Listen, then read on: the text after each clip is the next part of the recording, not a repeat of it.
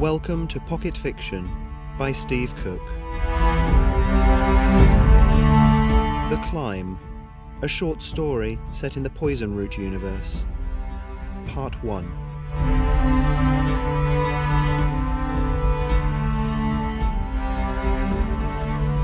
Taken from the collected diaries of Father Peter Brennan, recovered from the ruins of the Library of Leaves. 14th day of Fendus, 1456. I had a visitor today. The High Father himself, would you believe? Our blessed leader, Father Loris. He wished to speak with me in private on a matter of great import. Well, of course I agreed. We adjourned to the cloister, and over a tray of tea and cake brought by one of the acolytes, he laid out his plan. The arbour, that which is fundamental to our religion, has always been at the base of everything we believe. Recorded history suggests at least 1400 years of symbiosis with the tree, and in all that time, no real steps have been made to research it. Something, the High Father suggested, was keeping us back. High Father, whatever can you mean? I said. He frowned, and here I shall relate the conversation that followed. Tell me, my child, he said, his walnut-brown skin creasing around the eyes. Have you ever thought of climbing the tree? The arbour? Climbing it? I spluttered, a chill running through me. Such a thing is sacrilege, I thought, an affront to everything the Church holds dear. My feelings must have been brutally plain on my face, for Father Loris's features relaxed into a kindly smile. Of course you have never thought about it. There is a deep sense of blasphemy in you, in me, in all of us, that to even conceive of the idea feels wrong, unworthy. But there it is. He took a sip of tea and winced. Too sweet. You really drink it with that much sugar? I nodded, struck dumb by the enormity of the idea the High Father presented. He placed the teacup back into its saucer and shook his head. Oh, to be young again. The blasphemy, the idea that climbing the arbour is somehow bad, is instilled in us at an early age. I learned it from my tutors, just as you did. Just as my tutors learned it from their elders, and so on, back through the history of the Church. I wonder, he mused, stroking the wispy beard that clung to his chin, I wonder who it was that first decided this. Perhaps it was even the arbour itself. I opened my mouth to disagree, then closed it again. We were told, after all, that the early men had spoken with the arbour and received replies. I am not going to have my tenure as High Father end without some sort of original research to show for it, my son, the High Father went on. He leaned forward. Why do we research things? To supplement our learning, I suppose, to confirm it or correct it. Think on from there. I rested my chin on one hand, elbows on the table, unconsciously mirroring my guest. If someone climbed the arbour and were turned away, or suffered some mishap, then we would have some evidence towards confirming that the old wisdom is still relevant. And if one were to climb the tree successfully, discover new things, a new branch of research could be opened up. Exactly. He sat back again into the plush red armchair and sipped his tea. We could discover new life, new medicines, things to improve the life we have, and ways to more easily end that life. Those things must be catalogued, categorized, controlled. The person you send would have to be someone fairly special. I can think of 3 or 4 acolytes here, ones that I trained personally, who might have the attention to detail and the stamina to perform such a feat, I said, already reviewing the candidates in my head. Do you think I came here merely for your advice? The High Father said. Then he began to laugh, a dry wheezing sound that ended in coughing. He composed himself and smiled at me, eyes twinkling in the sunlight. Peter, you have trained some of the best, and they will carry on in your absence admirably, I am sure. I am here to give you your next research assignment. He gave a wicked grin. Climb the arbour. And so it was done, in 3 words. No pleas would he hear.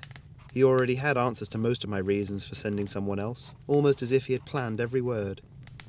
I have no familial ties, no dependents, no pets. All of the skills a person would need were already at my disposal, with a little improvisation. Even the matter of my own slowly advancing years, already 45 summers gone, were waved away with one beringed hand. I was to climb the arbour. 16th day of Fendus, 1456. A busy day yesterday precluded me from writing in this diary, but I shall make amends today and attempt to describe all that has gone on. The exact nature of my research task has become a secret which is known only by a select few. The High Father, of course, myself, my assistant Dolan, and Father Baker. The latter was unavoidable. However much you dislike your immediate superior, it would be rudeness in the extreme to leave without informing him. That meeting yesterday morning, as the cock crowed, was made infinitely easier by the presence of the High Father in the room, but he left the talking to me. I have to say I surprised myself in how quickly the justification for this came to my own lips. High Father Loris had evidently done a better job on me than I had even realised. Of course, Father Baker had little choice but to give me access to the resources I needed and make way for me. I think, despite the arthritis that plagues his knees on frosty mornings, that he was jealous of the potential opportunities. The curl of his lip as I explained exactly what I would be climbing told me much about how closed his mind was to the idea, though. The rest of the day was taken in a flurry of activity, collecting trail rations, a bedroll, clothing, stout boots, my sandals, often repaired, are sadly not up to the task, and blankets. The High Father entrusted to me, before he left in his carriage, several small gold and silver ingots. Each one, about the size of my thumb, represents more money than I have ever seen in my life. I have one next to me now, a gold slug of metal that reflects the candlelight most pleasingly. I can see why some men spend their entire lives collecting the stuff, despite it only having worth in the eyes of those who trade in it. He also gave me, from his own pocket, an automatic flint and steel. "You never know," was all the High Father would say, and he's right. I have no idea of what I'm really letting myself in for, and the enormity of the project is just starting to set in. Here is my itinerary for the next few weeks. 6 days' travel on foot from Downshire, east to Darron, then another 4 east to Velex Hall. North 3 days to Simmel's Hearth. How quaintly the villages and towns are named in our country. North 7 days to River's Song. I must be at River's Song within 20 days, for the High Father has ensured that a ferry will be there waiting for me to take me upriver to Rootholm. The ferries are contracted, though, and will not wait.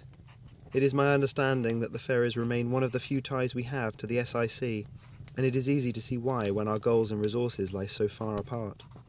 Nevertheless, their steam ferries are quite the easiest way to get around. 1 day rest and recuperation at Rootholm, and ensuring that I have everything I need. The High Father regrets that he will not be there to see me off. The rest of the itinerary is projected, but all research projects need a plan of some sort, no matter how audacious they be. 5 days allowed for climbing up the tree. This may be an easy task. Branches wider than most of our roads are evenly spaced up the trunk, and I can make camp on any of those. To get further than we can view with our eyes, vertically up, I will need to climb for around 8 hours of all of those days. It will not be climbing in the true sense of the word, as parts of the trunk are beveled, at least to our eyes, and allow for sloping paths. They are narrow and extremely steep, but one works with what one has. 20 days for research.